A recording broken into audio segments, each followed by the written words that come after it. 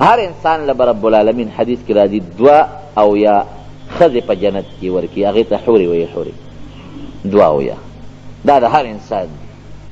او هغه حورې به دومره خوبصورت وي، حدیث پاک کې راځي چې د هغې د پنډۍ نلې به بار ښکاري، هغې کوبس کې نه هغه اوبه پکې بار ښکاره کېږي، او د هغې په سر چې کوم سرپیچک او لوپټه ده، نبی علیہ السلام فرمایي د هغې قیمت د دې ټولې دنیا نه او دنیا کې چې د هغې نه زیات دی. نبی علیہ السلام فرمایي جنتی ښځه چې کومه خوشبویي پورې کوي، که د هغې خوشبویۍ دومره اندازه لکه چې په نوک د پاسه یې کېدی، نوک د پاسه خو ډېر معمولي شی راځي، دومره خوشبویي د دنیا ته راله، نو د دنیا د ګوټ ګوټ پورې به دا خوشبویي خوره شي، څوک به د خوشبویۍ د لاسه ژوند هم تېر نه کړي. او حدیث پاک کې راځي نبی علیہ السلام فرمایي یو جنتی ښځه که دا خپل مخ دې دنیا ته راښکاره کړي، یو جنتی ښځه ابه دومره برېښنا کوي لاشرقت سبحات وجهها ما بین المشرق والمغرب، وی د هغې د مخ دا شغلې او پلوشې به د مشرق نه مغربه پورې د دنیا روښانه کړي. دا الله تعالی جنتیانو له مقرر کړی. جنت کې به بازار لګي، بازار،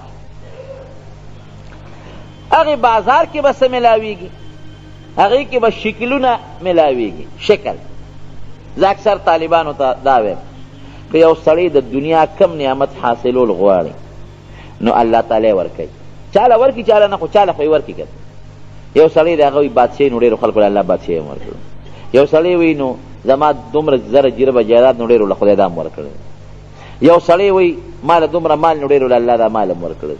لیکن که یو سړی دا وي چې زما د خپل شکل نه دی خوښ، زما د فلانکي د سړي په شان شکل خوښ دی، دې دا حاصلولی شي نه.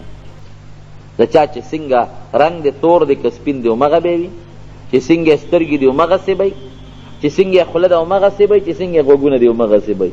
دا نه په اوټونو تا ته شکل بدلېدی شي او نه په پیسو بدلېدی شي او نه په دواګانو دې بدلېدی شي، بس دا الله یو فیصله کړې ده، خپل شکل په یو طریقه نشي بدلولی.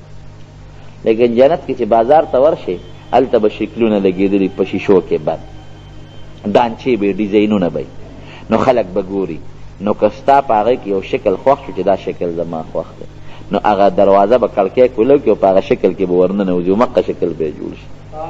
شکل هم ستا په خپله خوښه دی، زما خو داسې پوزه نه ده خوښه، دا بل شان مې خوښه ده، دا رنګ مې نه دی خوښ، دا رنګ مې ځان له خوښ دی،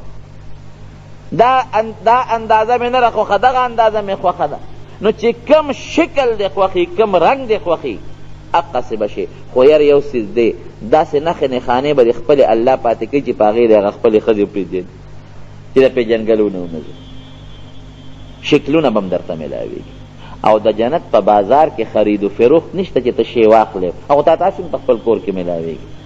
د جنت بازار کې به جنتیان یو بل سره ملاقات کوي، یو به یو بل سره میلاوېږي، بل به بل سره میلاوېږي، او داسې به خوشحاله یو بل سره. ځکه نبی علیہ السلام فرمایي نه هلته بیماري شته، دنیا کې په سړي غم بیماری ده، بیماری نشته، نه هلته عمر تېرېدل شته چې په کوم عمر هم په هغې به، نه هلته مرګ شته، مرګ هم نشته، نه هلته د دنیا دا غمونه شته.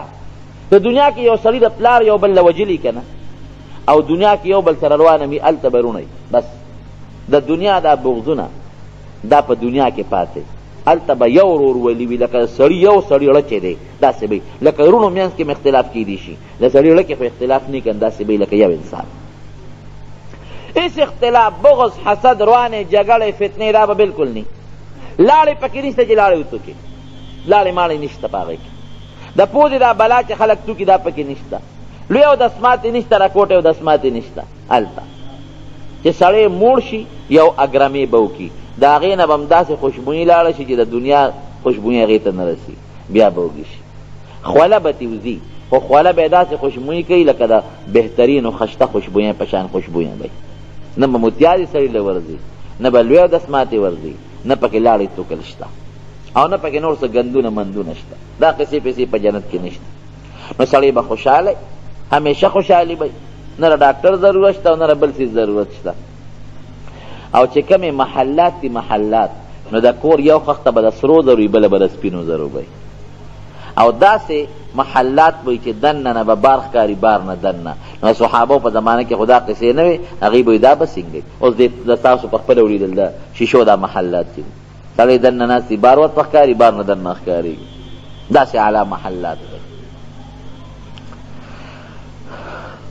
نو چې دی جنت ته لاړ شي یو بل سره به ملاقات وکړي، نو په هغه ملاقات کې چې کور ته بیا راشي نو ښځې به دوی ته وګوري، نو دوی به د دوی به نوره خوشبویي او خشتوالی زیات شوي، او د ښځو به د دوی نه زیات هغه خشتوالی ښکاره شوي زیات شوي به. او په هفته کې یو ورځ لکه څنګه چې زمونږ د دنیا افتر او موږ د جمعې مانځله راځو، ګورې په جنت کې شپه نشته، یو شان ورځ ده، یو شان ورځ به شپه پکې نشته. نو چې هفته کې د هفتې په اندازه باندې یو ځل به دا ټول جنتیان راغون شي، ټول به ځي یو ځای ته چې ډېر د خوشحالۍ ځای دی، ټول به ځي. چا ته به د سرو زرو کورسۍ لګېدلي، چا ته د سپینو زرو، چا ته د نور، چا ته د زمرودو، چا ته د نورو څیزونو اعلی اعلی کورسۍ به او په هغې به ټول کښېني. او څه ته به ځي؟ د رب العالمین دیدار له به ځي چې الله ورته خپل ذات وښایي. نو ټول به ناست دی کې رب العالمین به ورته خپل ذات مبارک وښایي خپل لایق شان سره. نو نبی علیہ السلام فرمایي چې هغې کې به دونه خوند دي چې کم جنتی په جنت کې 80,000 کاله د جنت خوشحالۍ تېرې کړي، 80,000 کاله په خپلې وینا کېږي، نو هغه د 80,000 کالو خوشحالي د الله تعالی د یو سکنډ په دیدار به تېره شي. دومره د الله په لیدو کې خوند او خوشحالي دي. للذین احسنوا الحسنى وزیاده. کم سړي چې په دنیا کې ښه عمل کړی دی د هغې به الله وله ښه جزا او ښه بدل هم ورکړي او خپل دیدار به هم ورکوي. نو حدیث پاک کې نبی علیہ السلام چې فرمایي نو یو قرات پکې روایت پکې نام چې انا اجزا به، د جنت د جنتیانو د بدلونو نه یو بدل د رب العالمین دیدار هم دی چې ته به الله تعالی خپل دیدار ورکوي. یو مخصوص دروازه د باب الریان ورته وایي، دا بره دروازه کولو شوې ده دې کسانو بار کسانو ځای نشته، بره دروازه ورته کولو. باب الریان ورته وایي. باب الریان ورته ولې وایي؟ دغه ځای به یو خشته نهر مزیداره وله بیږي، نو په دغه وله چې ابه صرف روجهدار به پې داخلېږي بل څوک نه، نو چې روجهدار په هغه وله ورځي نو د هغې نه به وبس کي.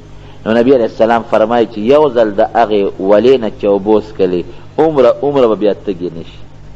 ورې دا هم دا تاسو زه خبره کوم، د جنت دا خوراک چې خلک خوري وږي کېږي به نه، د جنت اوبه که څوک تږي کېږي به نه، دا به د خوند دپاره خوراک او څښاک کوي. هلته لوږه تنده نشته. لکه بعضې وخت کې سړی موړي او میوې ته چې موړ شي نو میوه. یو صحابي د نبي علیہ السلام نه تپوس وکړ، وی د الله رسوله وی جنت کې به څوک فصلونه کري؟ وی او یو سړی وی هغه به رب العالمین ته دا درخواست وکړي چې یا الله زما غنم وتړه شوی دی غنم کرم، نو رب العالمین به له تخم ورکړي، نو دی به لږ شي ځمکې له هغه تخم به پکې وکري، نو په رب په سترګه کې به هغه تخم زرغونم شي، ابه کامیاب هم شي، ابه لوم شي، او د هغې نه به ډېري ډېري غنم هم جدا شي. نو الله به ورته وفرمایي وی واله ای بني آدمه ستا خېټه په یو شي نه ډکېږي، ته اوس غنم څه کوې د خدای نیکبخت؟ تیار ډوډۍ در راځي په غنمو څه کوې؟ تیار درستخان به راځي. او ګوره دنیا کې خو چې سړی عامه ډوډۍ خوري نو خو سړی هر څه خوري، خو چې دی میلمه شو د میلمستیا ډوډۍ بل شان دي. نو جنت کې به هر وخت چې سړی خوراک کوي نو هر وخت به میلمه عامه ډوډۍ بني، د میلمستیا خوراک واجبه، هر وخت به جنت کې میلمه، او میلمه به د چی؟ میلمه به د رب العالمین نزلا من غفور الرحیم. هر وخت به د خوراک د میلمستیا به د الله د بل چا بني، نو چې د میلمستیا خوراک دي او ویم د رب العالمین نو د هغې اندازه استاد ولګوي.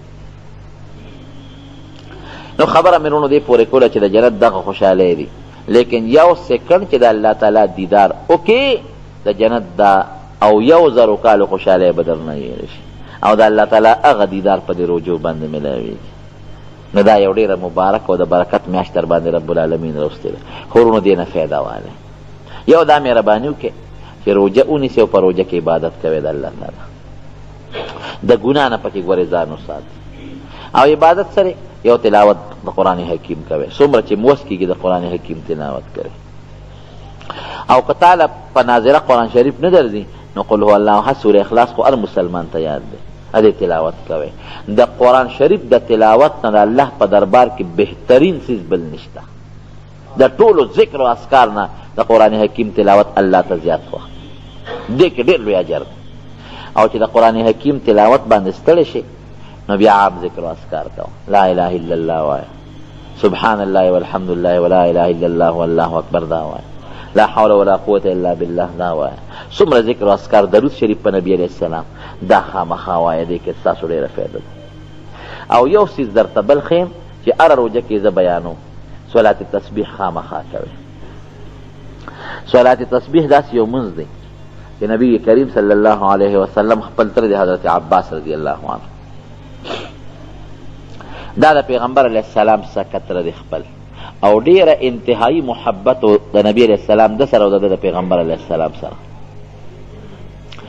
دومره مینه وه د نبی علیه السلام سره چې پیغمبر علیه السلام په مکه مکرمه کې نو د مینا په میدان کې د یو غونډۍ لاندې د حج په دې موسم کې د مدینه شریفې خلک راغلي و، نبی علیه السلام له دعوت ورکړه، وی ته موږ سره مدینه شریفې ته لاړ شه، دلته یې دا خلک تنګئ او موږ سره مدینه شریفې ته لاړ شه، بس هلته به موږ حفاظت کوو، څوک درته غږ هم نشي کولی.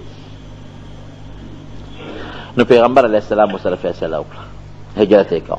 نو دا عباس رضی الله عنه هغه وخت لا کافر و مسلمان شوی نو دی راغی ودرېده، وی د مدینې خلکو یو خبره درته ګورې کوم، اگر چې زما او در واره دا دین مې د یو بل نه جدا دی، خو خبره درته دا کوم چې ګورې تاسو دې خپل وطن ته بوځئ، دلته خو د دشمنان ډیر دي، خو د یو مضبوط قوم دی، نو د هغه قوم په وجه دته څوک غږ نشي کولی.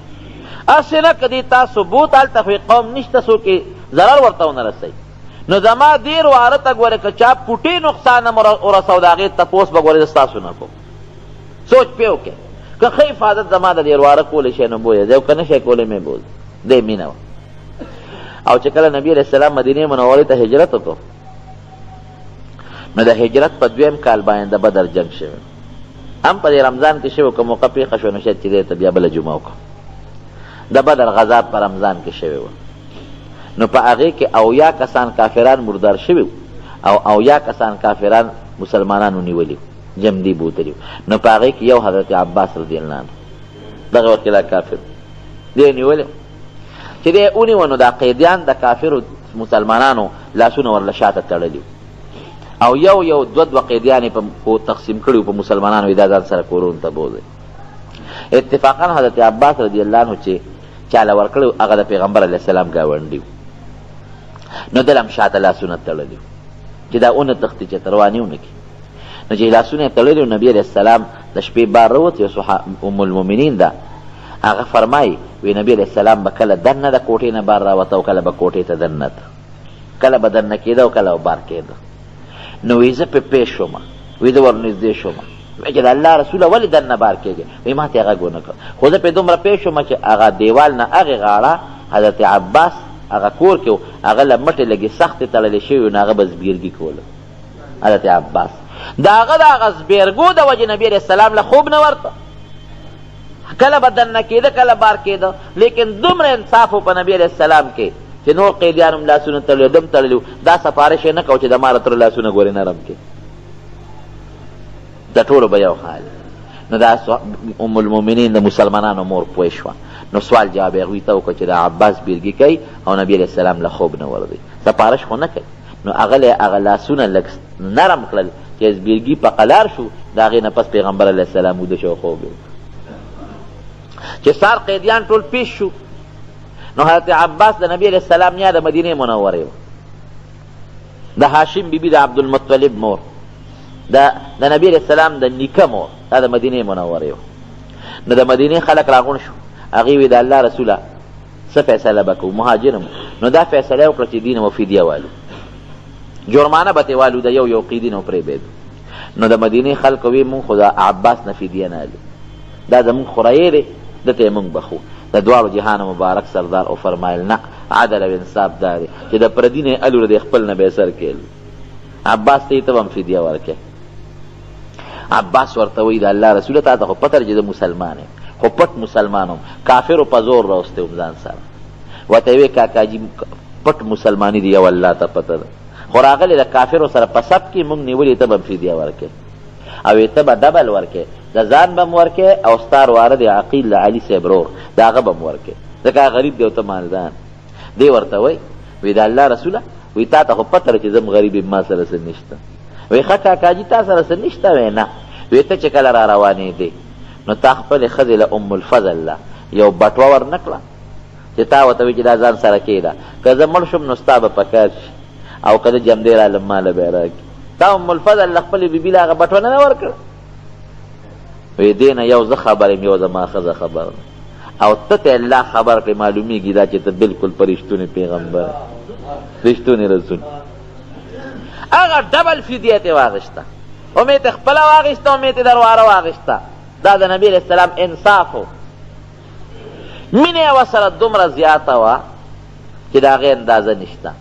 دومره مینه چې یو ځل دی راغی نبي علیه السلام ته کېناسته اسلام نه پس. وی د الله رسول چې مونږ تا سره ناست یو نو وی دا خلک زمونږ قدر کوي او چې ته پاس نو مونږ ته هغسې نظر بیا څوک نه کوي. نو نبي علیه السلام نیغ راغی او ادرت او صحابو ته یو تقریر وکړ. وی واورئ ګورئ ای خلکه عباس زما تره دی او تره د پلار په ځای وي. ګورئ که جا عباس خفه که نو زه یې خفه کړم او که چا زه خفه کړم نو ګورئ لوی الله خفه کړم.